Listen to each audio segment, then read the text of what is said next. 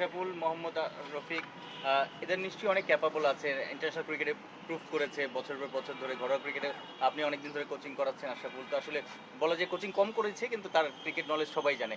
National team আসলে কবে service পেতে পারে বা বিসিবি কবে সার্ভিস নিতে পারে আপনাদের কি মনে হয়? আর দেখেন, আমরা কিন্তু সবসময় রেডি থাকি যে কখন আমাদের বোর্ড ডাকবে। দেখেন, দুঃখের বিষয় যে আমাদের আমরা কিন্তু অনেক দিন ধরে রিটায়ার করেছি, তারা কিন্তু এখন থেকে কোনো সাড়া দেয় না। বাট তারপর তাদের আশাতে আমরা বসে থাকি না। আমরা যে ডোমেস্টিকে খেলা আছি, আমাদের শেখ জামাল টিম আছে, রংপুর রাইডার্স আছে, তো অটোমেটিক দেখা যাচ্ছে আমরা ক্রিকেট নিয়ে কিন্তু বিজি থাকি। তো এটা এই যে আপনাদের সার্ভিস নিচ্ছে না, এটা তো আপনাদের লস না, বিসিবির লস। এটা আপনারা ভালো করে বুঝতে আপনার কি মনে হয়? পারবেন। এখন দেখা যাচ্ছে যে না, আমরা ক্রিকেট খেলে যে অভিজ্ঞতা নিয়েছি এটা কিন্তু আমরা দেশের মানুষকে শেয়ার করতে পারতেছি, তো অটোমেটিক একটু দুঃখ লাগে যে কেন পারতেছি। মোহাম্মদ সালাউদ্দিনকে ন্যাশনাল টিমের সিনিয়র সহকারী কোচের দায়িত্ব দেওয়া হয়েছে, নতুন বোর্ড দিয়েছে, নতুন সভাপতি।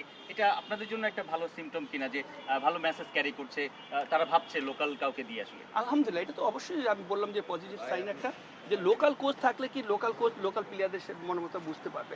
একটা ফরেন কোচ দেখেন, যেটা আপনি বললেন যে ফরেন কোচ একটা সময় নিয়ে আসে আবার সময় নিয়ে চলে যায়, কিন্তু আমরা কিন্তু কোথাও যাবো না। আমরা কিন্তু সারা বছর ওকে নিয়ে থাকবো বা ওকে নিয়ে কাজ করবো, তাহলে দেখা যায় যে ওর যে সমস্যাটা আমরা খুব তাড়াতাড়ি দূর করতে পারবো। দেখা গেল একটা সিরিজে খারাপ খেলতেছে, দেশে আসার পর সে কোচ পাচ্ছে না, সে নিজে নিজে প্র্যাকটিস করছে। আপনি থাকলে তো তখন আপনাকে বললে আপনি এসে সেটা দেখিয়ে দিতে পারবেন। আলহামদুলিল্লাহ, এখন অনেক প্লেয়ার যোগাযোগ করে, অনেক প্লেয়ার বলে যে রবি আমি এটা সমস্যা এই হতেতে, ওদের আমি বলি যতটুকু পারি আমি বলি। তা আমার কথা হলো যে শিকার তো কোনো শেষ নাই, তো যত আপনি এটা নিয়ে লাড়াচাড়া করেন তত আপনি কিছু শিখতে পারবেন। রফিক ভাই, জাতীয় দল সালাউদ্দিন কোচ হলো, আপনারও ফ্র্যাঞ্চাইজি লিগে কোচিং করাচ্ছেন, আসলে এটা কি রেগুলেশন কিনা যে একটু হলেও তো চেঞ্জ হচ্ছে? একটু সোজা আর দেখেন যে ডে বাই ডে ইমপ্রুভ, কোচিংয়ের জায়গাটা ইমপ্রুভ হচ্ছে, তা আমি মনে করি এটা ভালো, এটা অটোমেটিক ভালো। যে এখন দেখা যায় সালাউদ্দিন যাচ্ছে কোচের সাথে, আলহামদুলিল্লাহ দেখা যায় যে রেজাল্ট ভালো হলে দেখা যায় ভালো হবে।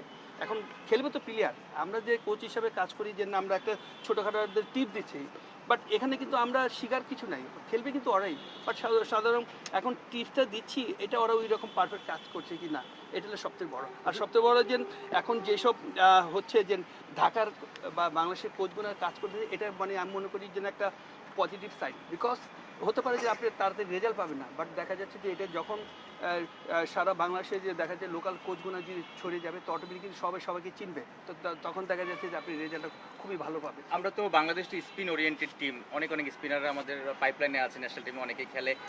আমরা দেখি যে হেরার যদি হয়, ভেটোরি, হেরাত, জোশী কিংবা এখন মুস্তাক, সবাই আসলে সিরিজ চলাকালীন আসে, সিরিজের কয়েকদিন আগে আসে, অনেক সময় সিরিজে থাকবে কিনা সেটা নিয়ে অনেক আলোচনা হয়। লোকাল যারা আপনারা দীর্ঘদিন ন্যাশনাল টিমে সার্ভিস দিয়েছেন, দেশ বিদেশে অনেক পারফরমেন্স করেছেন, তাদের এক্সপিরিয়েন্সও তো কম না। তাদের আপনাদের মতো যারা আছেন তারা থাকলে নিশ্চয়ই অফ সিজনে আসলে এই ক্রিকেটারদের নিয়ে কাজ করতে পারবেন, ক্রিকেটের বেনিফিট হবে নিশ্চয়ই। আলহামদুলিল্লাহ, আপনার যেটা প্রশ্ন করেছেন মাশাআল্লাহ অনেক ভালো প্রশ্ন করেছেন। দেখেন, আমরা দেশটা আমাদের, আমরা কিন্তু দেশেই থাকবো, আমরা কিন্তু বিদেশের থেকে আসবো না।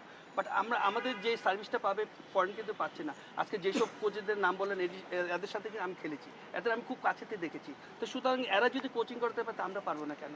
এটা কিন্তু একটা দুঃখের মতন প্রশ্ন জাগে। তা আমি মনে করি যে সময় তো একরকম থাকবে না, তো মানুষ তো দেখা যায় যে ডে বাই ডে এটা পরিবর্তন হতে পারে। তো দেখা যায় যে পরিবর্তন হলে ইনশাআল্লাহ ওই পরিবর্তনের দিক দিয়ে কিন্তু আমরা তাকিয়ে আছি যে আমরা কীভাবে বাংলাদেশকে ক্রিকেটের সার্ভিস দেবো এবং বাংলাদেশের ক্রিকেটটা কীভাবে আরও ছড়িয়ে দেবো। নয়া প্রেসিডেন্ট ফারুক আহমেদ, আপনার এক সময় সতীর্থ, একসাথে খেলেছেন, তার সাথে কোনো কথা হয়েছে বা কোনো সুযোগ পেলে কোনো একটা অ্যাডভাইস দিবেন কিনা? দেখেন, এখন তো কথা হয়নি, আমি কিছুদিন আগে উমরা করে আসছি, তা আলহামদুলিল্লাহ যদি আমাকে ডাকে আমি সবসময় রেডি থাকি। যদি ডাকে, যদি মনে করে যে হ্যাঁ রফিককে দিয়ে পুরো কাজ হবে, তা আলহামদুলিল্লাহ আমার দেশকে নিয়ে কাজ করবো, এটা তো আশা। আসতে হবেই ইনশাল্লাহ।